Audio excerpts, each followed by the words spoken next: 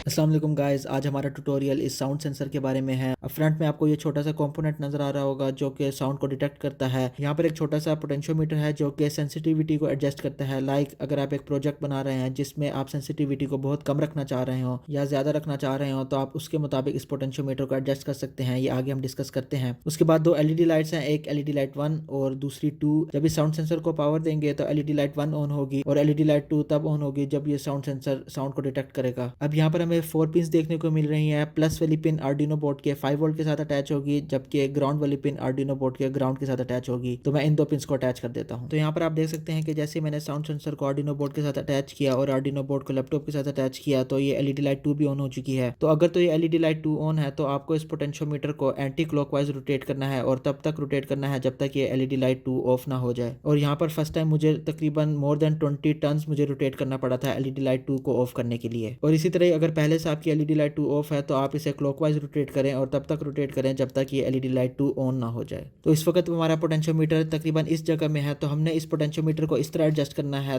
कि LED light 2 just of हो। तो मैं इस पोटेंशियोमीटर को रोटेट कर लेता हूं और उस पॉइंट पे एडजस्ट कर लेता हूं कि ये एलईडी लाइट 2 मेरे बोलने के साथ साथ ऑन हो। तो अब आप देख सकते हैं कि जैसे जैसे मैं बोल रहा हूं तो एलईडी लाइट 2 ऑन हो रही है। तो इस वक्त हमारी एलईडी 2 लाइट बिल्कुल सही एडजस्ट हो चुकी है। अगर हम बात करें इन दो पिन की तो ये वाली पिन डिजिटल पिन है और ये वाली पिन एनालॉग पिन। डिजिटल से आप सिर्फ दो वैल्यूज को रीड कर सकते हैं, एक ऑन और ऑफ, और एनालॉग पिन से आप एनालॉग वैल्यूज को रीड कर सकते हैं। तो फर्स्ट स्टेप में मैं डिजिटल वैल्यूज को रीड करूंगा तो मैंने एक वायर DO पिन के साथ अटैच कर दी है और इसे मैं आर्डिनो बोर्ड की पिन नंबर 9 के साथ अटैच कर देता हूं। तो कोड आपको सामने शो हो रहा होगा। आज हम 4 कोड्स को यूज करेंगे और चारों की लिंक आपको डिस्क्रिप्शन में मिल जाएगी। हमने साउंड सेंसर की D नोट पिन नंबर 9 के साथ अटैच की थी, तो मैंने इसे एक इंटीजर के अंदर स्टोर करवा दिया है जिसका नाम रखा है साउंड। वर्ड सेटअप के बारे में बात करें तो यहाँ पर मैंने पिन मोड फंक्शन कॉल किया है और साउंड को इनपुट दे दिया है क्योंकि हम साउंड सेंसर से वैल्यूज को रीड कर रहे हैं। उसके बाद serial dot begin function call किया है और बॉड रेट दे दिया है 9600। जो भी हम वैल्यूज को रीड करेंगे वो सीरियल मॉनिटर में प्रिंट हो रही होंगी। वाइड लूप के बारे में बात करें तो यहाँ पर serial dot print function call किया है। ये फंक्शन सीरियल मॉनिटर में वैल्यूज को प्रिंट कर देगा। और यहाँ पर मैंने डिजिटल रीड फंक्शन कॉल किया है क्योंकि हम डिजिटल वैल्यूज को रीड कर रहे होंगे। तो मैं इस कोड को रन कर लेता हूँ। तो यहाँ पर साउंड सेंसर को मैं माउथ के काफी करीब ले आया हूँ और जैसे जैसे मैं बात कर रहा हूँ तो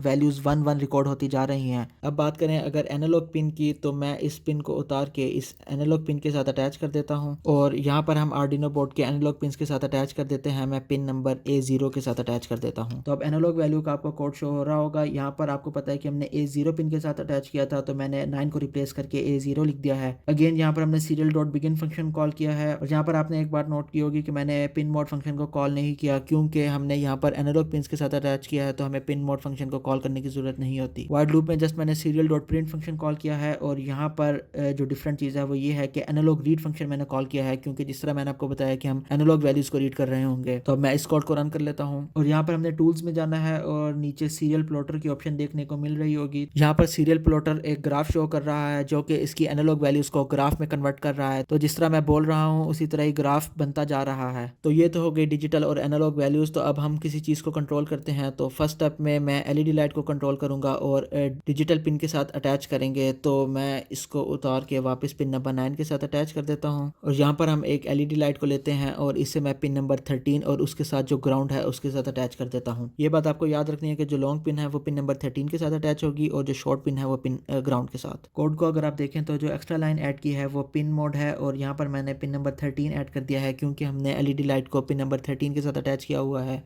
और यहाँ पर मैंने इसको आउटपुट दे दिया है। वाइड लूप के बारे में बात करें तो सबसे पहले मैंने डिजिटली इसकी वैल्यूज को रीड किया है 0 या 1 की शेप में और फिर मैंने इफ स्टेटमेंट कॉल की है कि अगर तो A हाई हो तो एलईडी लाइट ऑन हो जाएगी, एल्स एलईडी लाइट ऑफ हो जाएगी। तो मैं इस कोड को रन कर लेता हूँ। यहाँ पर अब आप देख सकते हैं कि जिस तरह मैं बात करता जा रहा हूँ तो उसी तरह ही हमारी एलईडी लाइट ऑन और ऑफ हो रही है। तो अब जो फोर्थ कोड है उसमें हम मोटर को कंट्रोल करते हैं और मैंने यहाँ पर सर्वो मोटर ली है। सर्वो मोटर की मिडिल रेड पिन के बारे में बात करें तो ये बैटरी के प्लस टर्मिनल के साथ अटैच होती है, जबकि ब्राउन वायर की बात करें तो ये बैटरी के नेगेटिव टर्मिनल के साथ अटैच होती है। तो मैं इस रेड वायर को इस प्लस लाइन के साथ अटैच कर देता हूँ ब्रेडबोर्ड की और इस नेगेटिव वायर को मैं ब्रेडबोर्ड की नेगेटिव वायर के साथ अटैच कर देता हूँ। और अब मैं ये रेड वायर अटैच कर देता हूँ इस प्लस लाइन के साथ जो कि बैटरी के पॉजिटिव टर्मिनल के साथ अटैच होगी और इस ब्लैक वायर को मैं अटैच कर देता हूँ इस नेगेटिव लाइन के साथ जो कि बैटरी के नेगेटिव टर्मिनल के साथ अटैच होगी। यहाँ पर आपको याद रखना है कि ग्राउंड हमने कॉमन करना है बैटरी और आर्डिनो का। तो यहाँ पर ये मैं ग्राउंड वायर इस आर्डिनो के ग्राउंड के साथ अटैच कर देता हूँ। अब लास्ट में सर्वो मोटर की ये सिग्नल्स वाली पिन पिन रह गई है, तो इससे मैं आर्डिनो बोर्ड की पिन नंबर 8 के साथ अटैच कर देता हूँ। अब आपको कोड सामने शो हो रहा होगा। यहाँ पर सबसे पहले मैंने सर्वो की लाइब्रेरी को इंक्लूड किया है। नीचे मैंने सर्वो मोटर को पिन नंबर 8 के साथ अटैच किया है, तो इसलिए मैंने ये वाली लाइन लिख दी। तो बाद फिर मैंने सर्वो मोटर को 0 डिग्रीज में सेट कर दिया है। वाइड लूप के बारे में बात करें तो मैंने यहाँ पर इफ स्टेटमेंट कॉल की है और यहाँ पर मैंने कंडीशन दी है कि अगर तो साउंड सेंसर हमारी हाई वैल्यू देगा तो सर्वो मोटर हमारी कंप्लीट 0 से 180 डिग्री तक रोटेट करेगी और उसके बाद फिर 180 से 0 डिग्री तक वापस रोटेट करेगी। तो मैं अब इस कोड को रन कर लेता हूँ। तो कोड रन हो चुका है और यहाँ पर अब मैं इन वायर्स को अटैच कर लेता हूँ। तो जो नेगेटिव वायर है वो नेगेटिव टर्मिनल के साथ और पॉजिटिव वायर पॉजिटिव टर्मिनल के साथ। तो यहाँ पर मैंने इसकी सेंसिटिविटी को थोड़ा हाई कर लिया है इस पोटेंशियोमीटर को रोटेट करके। तो जैसे मैं साउंड सेंसर को नीचे हिट करूँगा तो हमारी सर्वो मोटर रोटेट करने लग जाएगी। तो आप देख रहे हैं कि जैसे ही आवाज़ प्रोड्यूस होती है तो सर्वो मोटर रोटेट करती है। तो यही था आज का ट्यूटोरियल। उम्मीद है आपको वीडियो पसंद आई होगी। वीडियो को लाइक करें, चैनल को सब्सक्राइब करें। अगली वीडियो में मिलते हैं। अल्लाह हाफिज़।